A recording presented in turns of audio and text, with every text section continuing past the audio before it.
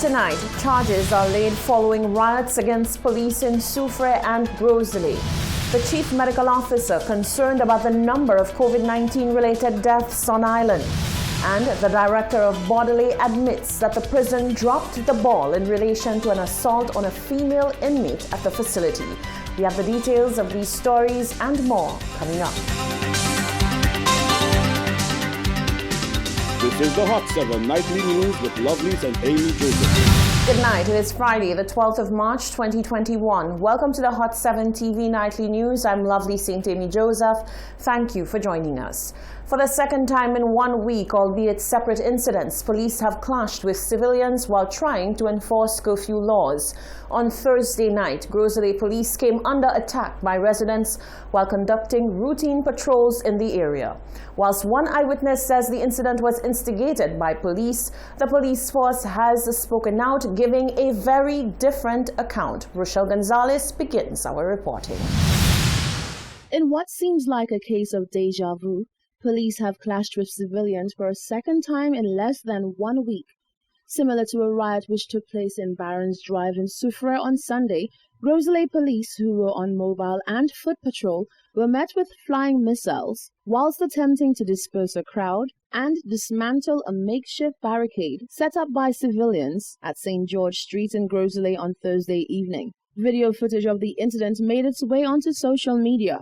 Friday afternoon, Police Commissioner Milton Daisy released a statement where he addressed the incident. The Royal St. Lucia Police Force condemns the actions of these individuals in the recent incidents in Soufrière and Grosley. The police are here to assist you in maintaining law and order and to prevent, detect, and solve crimes. We cannot achieve these objectives and make citizens feel safe when these behaviors are being displayed by members of the public. Daisy warned that officers have been authorized to uphold the laws by whatever means necessary. Persons who are not directly involved in the initial case comes along and obstruct the police in the execution of their duties. Let me inform you that we do not have an army, a defense force, or national guard. The police is all that we have. We will not allow criminals or unruly characters to prevent us from performing our functions. I support the actions of the police in the two incidents during the week and will continue to support them in whatever actions necessary to allow them to perform their duties. Earlier in the day, Hot 7 TV spoke to one eyewitness who, under the cover of anonymity, told Hot 7 News that the incident started out as a regular community gathering that escalated quickly after the police came onto the scene. It was not more politically motivated thing. It was just like the guys were just having some drinks. It was before curfew when the police officer passed, but noticed that they had extra people. You know, and you tell them go home. They go home, they play like they're going home, and the police go. The police make them turn around, then he come back, the fellas still come out. He chase them again, they go, so they take it as a fun, but then when the police hold one of the fellas and cuff him in his mouth, that's when things change. They see that serious people start getting on, going closer to the police. And then the bullets are shot in the air, and then the guys run. And Mark fell and hit his knee. It was just something that started like just guys having fun, drinking their rum, chilling and waiting for before curfew and say, we'll give the police a little trouble and they'll run. And it turned out to this. On Friday, March 12th, charges were preferred against the following individuals. Linus William, a 57-year-old shop owner of Grosley, charged with failure to cease operations. Eugene Dumerville, a 28-year-old resident of Grosley, employed with the public service, charged with threats of death against a member of the Royal St. Lucia Police Force, insulting words, and breach of curfew. Nadej Sylvester, a 27-year-old resident of Grosley, employed as a suite attendant, charged with obstruction, insulting words, assaulting a police officer, and resisting arrest. Kez Paul, an unemployed 21-year-old resident of Grosley, charged with breach of curfew, and Wilma Michaud, a 27-year-old unemployed resident of Grosley, charged with threats of death against a member of the Royal St. Lucia Police Force and breach of curfew. Reporting for Hot 7 News, I am Rochelle Gonzalez. Thank you, Rochelle. Social commentator Aaron Alexander says there seems to be a double standard in the police force when it comes to implementing rules as well as executing arrests. To this end, he says it is understandable why people seem to be rebelling against the police of late. However, he says the violence against each other is a practice that needs to stop. Genevieve Gonzague reports. Lately, police officers have been confronted with much resistance when trying to implement COVID-19 laws. The two latest incidents that have garnered public attention and sparked debate occurred in Soufrière and Crozet and saw police and civilians engage in clashes. Social commentator Aaron Alexander says the resistance that the police are being met with lately may be stemming from the lack of trust in the force by the public. There are too many double standards and too many situations where some people are being targeted, some people are getting punished, some people are being arrested, while others are getting away scot-free.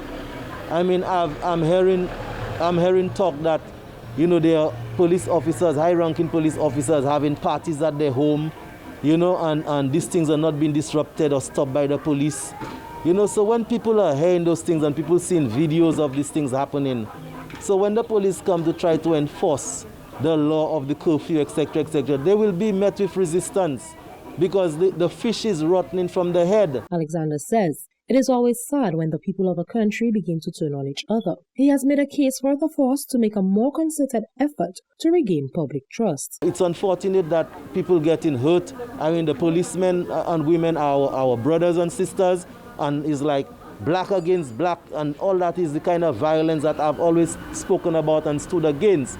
The black on black violence, whether it be police and the people or the people against the people themselves. I mean, these things gotta stop, and the police must be balanced in the execution of their duties and ensure no matter who you are, what position you hold in society, if you break the law, everybody will get the same punishment.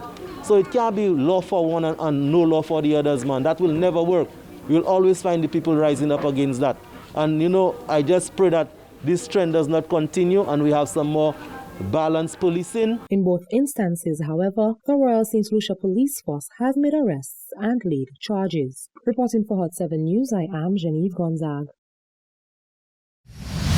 Attorney at Law Stanley Felix has condemned the recent attacks against law enforcement following riots between police and civilians when police responded to curfew violations. This past week, there have been 2 incidents where police clashed with citizens in Barons Drive, Soufrière, and in Crozet. Felix says that while he understands the frustration of citizens, they must abide by the rule of law. We've been battling this COVID-19 virus. It has us very anxious. A lot of us have lost our loved ones. A lot of us are unemployed, and naturally people are frustrated. But it does not give us an excuse or a reason not to abide by the law. So it's quite simple. We want to get through this thing together. We have to obey and uphold the protocols. We know what they are. We are in a state of emergency situation, and so there is a curfew, and it's simple. The curfew is in place, whether we agree with it or we don't agree with it, whether it's effective or not effective.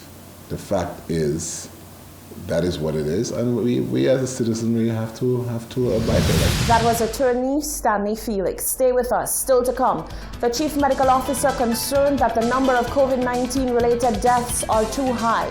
The Prime Minister to deliver his budget on Tuesday. And the Medical and Dental Association speaks on the suspension of the AstraZeneca vaccine in some European countries.